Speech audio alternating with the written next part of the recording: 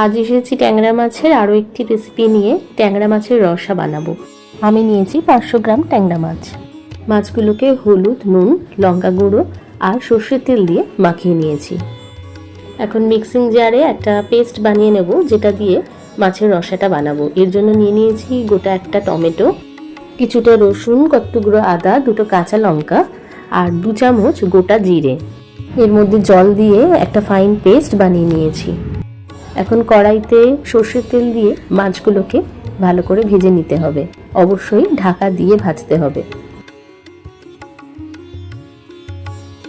এক এক করে মাছগুলোর এপিট ওপিট ভালো করে ভাজা হয়ে গেলে মাছগুলোকে তুলে রাখবো এবং ওই তেলের মধ্যেই কালো জিরে ফোড়ন দিয়ে তৈরি করে রাখা পেস্টটা দিয়ে দেবো।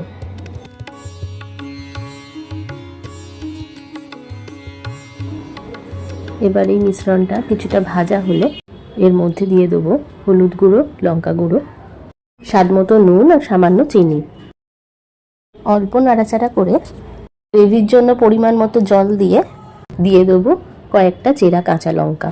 আর এর মধ্যে মাছগুলোকেও এবার দিয়ে খানিকক্ষণ ফুটিয়ে নেব, ওই মিনিট 10 মতন। গরম ভাতের সাথে এরকম ট্যাংরার রসা লাঞ্চে বা ডিনারে একেবারে ফাটাফাটি। So must try.